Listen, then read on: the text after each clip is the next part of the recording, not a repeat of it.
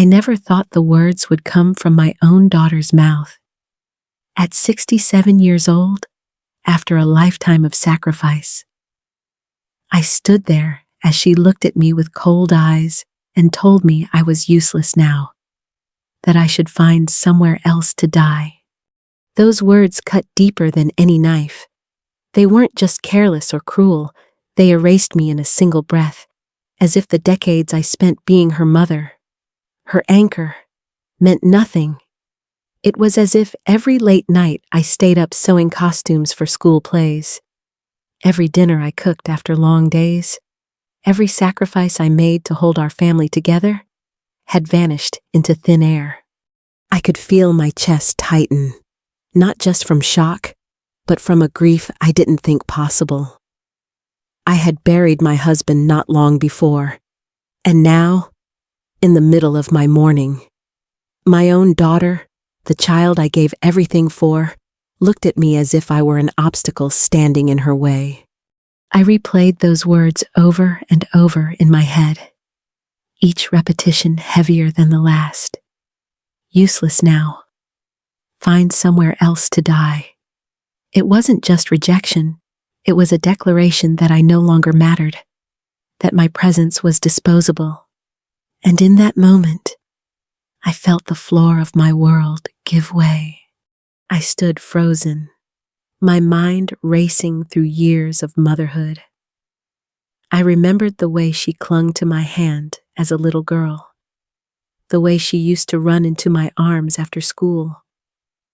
I remembered the sleepless nights during her fevers, the countless hours cheering her on at recitals, the pride I felt watching her graduate. My entire identity had been woven into being her mother, and now she was unraveling it with a single cruel demand. It's strange how betrayal feels in the body. My ears rang, my vision blurred, and I could taste bitterness on my tongue, as if the words themselves were poison. And yet, beneath the ache, a small voice whispered, "How did it come to this?" I wish I could tell you this was the start of a misunderstanding, that she didn't mean what she said, but deep down, I knew she meant every word. And it was in that moment, standing in the ruins of my role as a mother, that I realized I needed to tell my story because everything that followed would change me forever. And to understand how I got here, you need to know who I was before it all fell apart, before everything unraveled. My life was built around my family. I was Linda Carter, wife to Michael for more than 4 decades, and mother to Rebecca, who had been the center of my world from the day she was born. Michael was a steady man, the kind of husband who worked hard, fixed what was broken, and always made sure there was food on the table.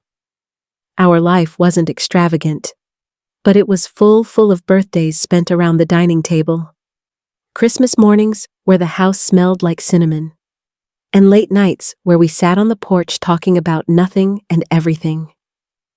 I poured myself into creating a home where love was stitched into every detail, from the quilts I sewed to the meals I cooked.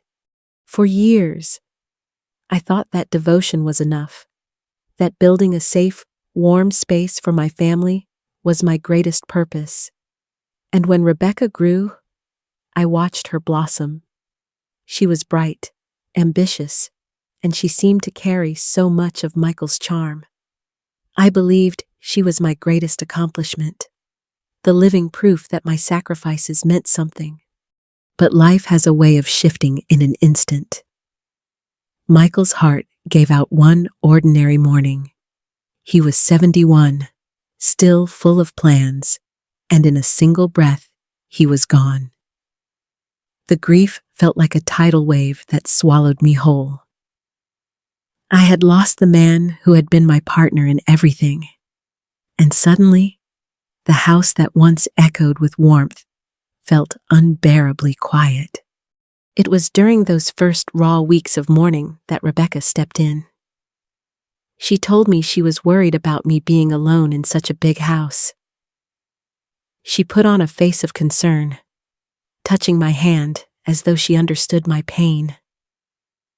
At first, I wanted to believe her. I wanted to believe that my daughter was stepping in out of love.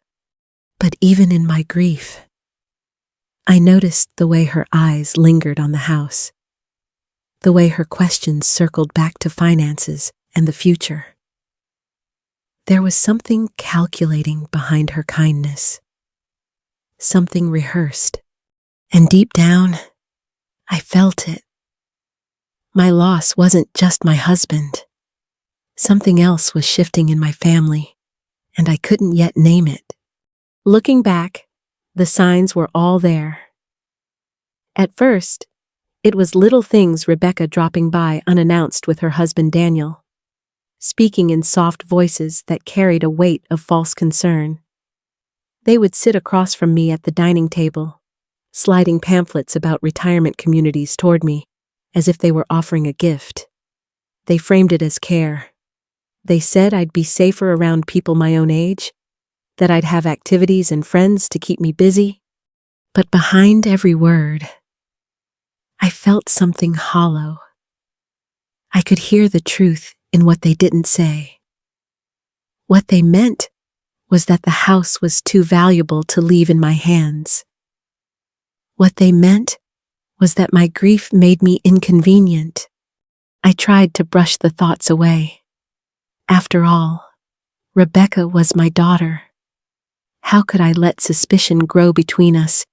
And yet, the way Daniel's eyes wandered through the house as though it were already his, the way Rebecca spoke of our home instead of your home, it left me unsettled.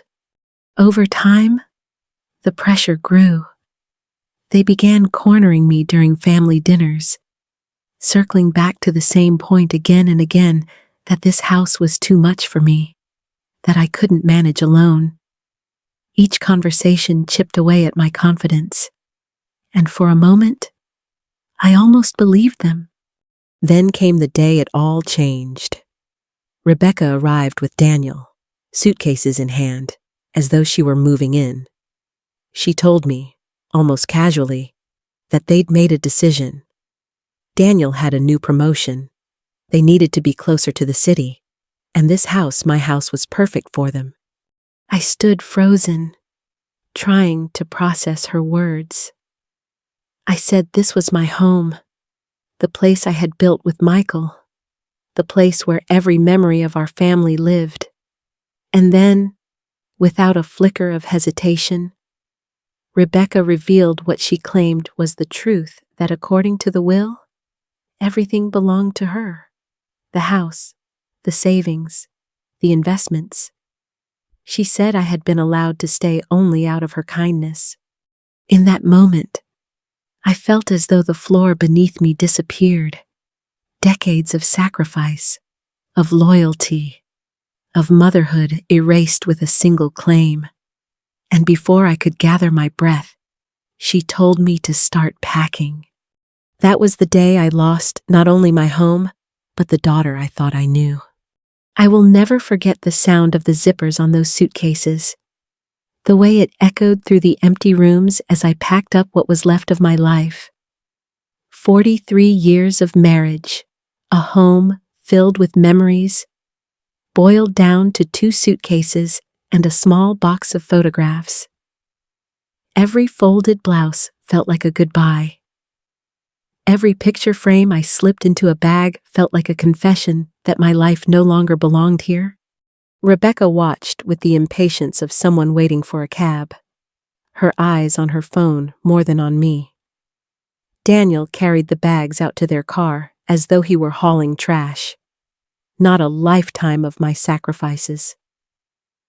I stood in the doorway one last time, staring at the house I had poured my heart into. The walls that once carried laughter. The kitchen that had seen countless family dinners. The porch where Michael and I had dreamed of growing old together. It all slipped from my hands like sand. The motel they dropped me at smelled of stale cigarettes and carpet cleaner. The walls were paper thin, the towels thin enough to see through. For $49 a night. I had a bed that sagged in the middle and curtains that barely kept the light out. I sat on that mattress, my suitcases at my feet, and for the first time in my life, I felt erased. I thought about the irony. I had given everything to my family, and in the end, my family treated me as disposable. I was not a mother. I was not a wife. I was just excess, a burden to be set aside. It's strange. The silence of a cheap motel room, it hums in your ears until you start believing it's the sound of your own invisibility. That night, I lay awake staring at the ceiling, wondering if this was all I had left.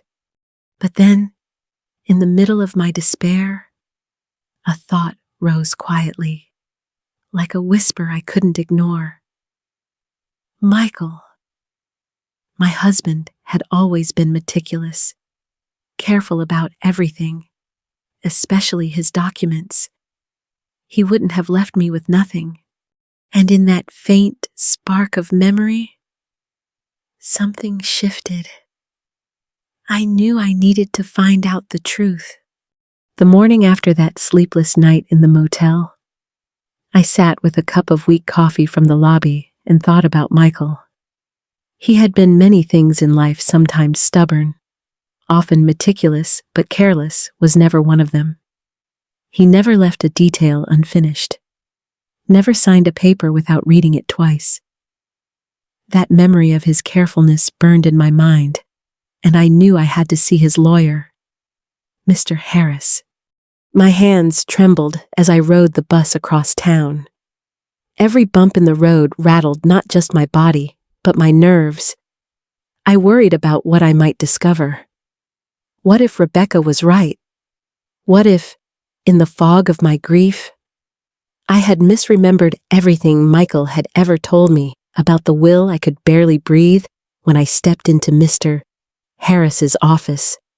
The moment he saw me, his face shifted from surprise to concern. He asked why I hadn't been at the reading of the will, and in that instant, my stomach sank. There had been a reading. My daughter had told him I was too distraught to attend, that she would handle everything for me. That was the moment the ground began to shift beneath Rebecca's lies. Mr. Harris pulled out the documents, papers signed in Michael's familiar, steady hand, and as he read aloud, the tears began to blur my vision. According to Michael's true will, the house, the very home my daughter had thrown me out of, was mine. 70% of his assets, roughly $20 million, were mine, and Rebecca's share, $10 million, locked away in trust, contingent on one condition: that she treat me with respect and dignity after his death. I let the words sink in. Respect and dignity. She had done the exact opposite. With every cruel sentence, with every manipulative act, she had erased her own inheritance. The irony was almost poetic. In her greed to claim everything, she had destroyed the very path that would have secured her future. I sat there in Mr. Harris's office, my hands shaking, my heart pounding, as the weight of the truth settled over me. For weeks I had felt powerless, discarded, erased. But in that moment, I felt something stir inside me again, something I thought had been lost with Michael. Strength. I walked out of that office knowing that my daughter had not only failed to take everything from me, she had handed me back my life. And that was the moment the tide began to turn. For the first time in weeks, I felt the weight shift off my shoulders. Sitting across from Mr. Harris, listening to him explain the fraud my daughter had committed, something inside me stirred. it wasn't just relief, it was fire. The kind of fire I hadn't felt in years. I had been cast out like I was nothing. But now, with the truth in my hands, I realized I was far from powerless. Rebecca and Daniel had forged documents, manipulated me, and tried to steal what was mine. And the law did not take that lightly. Within days, the wheels of justice began to turn. Mr. Harris contacted the authorities, and investigators moved quickly. Bank accounts that Rebecca thought she controlled were frozen. Credit cards declined at restaurants and stores. Utilities she had transferred into her name were suspended. Every illusion of power she thought she had crumbled in her hands. I remember sitting in that motel room, my phone buzzing with updates, and for the first time, I smiled. Not a small, polite smile, the kind of smile that comes when you know justice is finally stepping onto your side. The irony was not lost on me. My daughter had believed I was too weak, too naive, too blind to see what she was doing. But it was her arrogance that undid her. In her rush to claim everything, she had triggered the very safeguards Michael had put in place to protect me. It was almost poetic. I could feel myself standing taller. The trembling that had followed me since the day I was thrown out of my home began to steady. I was no longer just the grieving widow or the discarded mother. I was a woman reclaiming her dignity. I had thought the worst pain in life was losing Michael, but betrayal had cut even deeper. Now, justice was stitching those wounds closed. Still, as empowering as it felt, I couldn't shake the sense that the story wasn't over. There were shadows still lurking behind Michael's careful planning, things I hadn't yet uncovered. And soon, I would learn that his secrets ran far deeper than I ever imagined. Just when I thought the storm had passed, another wave came crashing in. Mr. Harris had mentioned that investigators were reviewing Michael's financial records. At first, I thought little of it. Michael had always been so careful, so precise. But then the questions started. Payments to companies I'd never heard of, transfers that looked unusual. Words like fraud and money laundering floated around, and my chest tightened all over again. For a brief, terrifying moment, I wondered if I had been married to a stranger. What if the fortune he left wasn't clean? What if everything, my home, my security, my future, was built on lies? The thought of losing it all again, right when I had begun to feel steady, nearly broke me. The fear kept me up at night. I lay awake in that motel bed, staring at the ceiling, thinking of all the nights Michael had kissed me goodnight, all the mornings he drank his coffee across from me. Had it all been a facade? Then came the revelation that flipped my world upside down again. When the agents sat across from me, their faces serious but calm, they explained the truth. Michael hadn't been laundering money for criminals. He had been working with the FBI as an informant for more than a decade. He had been undercover, gathering information, tracking illegal networks, building cases that would eventually take down some very dangerous people. The accounts, the transfers, even the questionable paperwork, they were part of his cover. The fortune he left behind wasn't tainted. It was legitimate. It was earned not only through his business, but through years of cooperation that had saved lives and delivered justice. I sat there in stunned silence, my hands pressed against my chest as if to steady my racing heart. Relief flooded through me, followed by disbelief, and finally, pride. My husband had carried a burden I had never known, and he had done it not for himself, but for the sake of justice. The fear that I might lose everything dissolved, replaced by a quiet strength. What Michael left me wasn't just money, it was a legacy.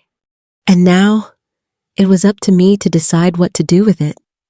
When the dust finally settled, I returned to my home, not as the grieving widow or discarded mother I had once been, but as a woman stepping into her own life for the very first time.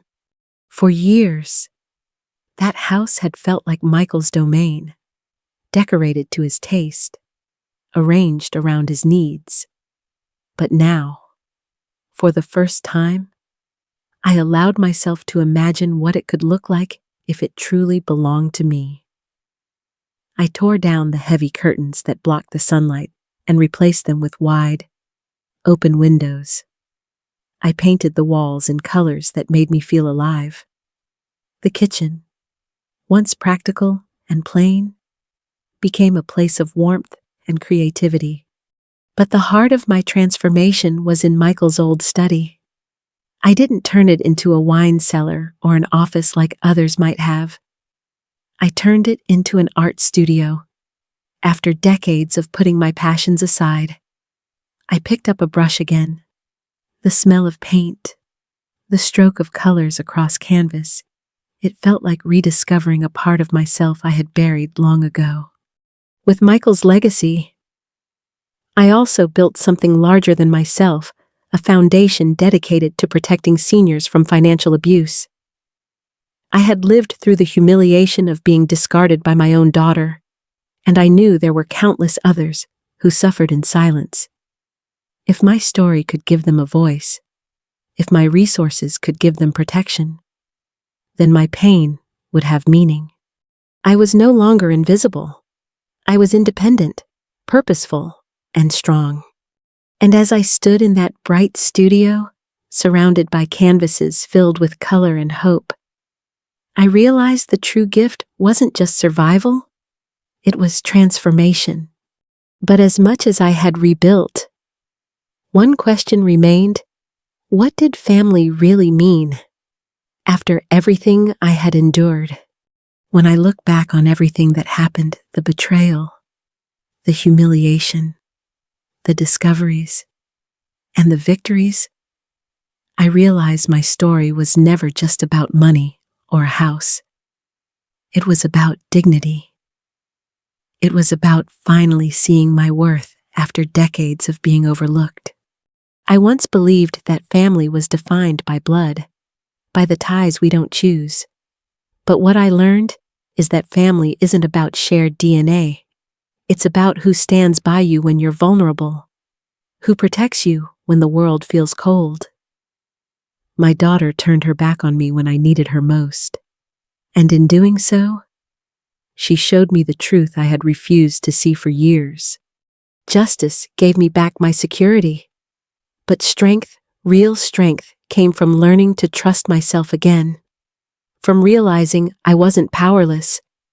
I wasn't just a wife, or a mother, or a widow. I was a woman capable of rebuilding, of creating, of giving to others even after being broken. If there's one lesson I want to leave with anyone listening, it's this: never let someone else define your value. No matter how old you are, no matter how invisible you feel, your story still matters. Your voice still matters. And sometimes, the greatest transformation comes from the moments you think will destroy you.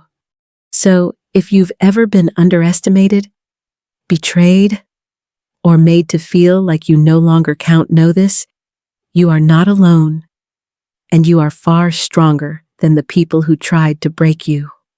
Thank you for sharing this journey with me. If my story touched you, I'd love to hear yours. Share it in the comments, so together we can give a voice to those who have been silenced. And if you believe stories like this matter, please like this video and share it with someone who needs to hear it today.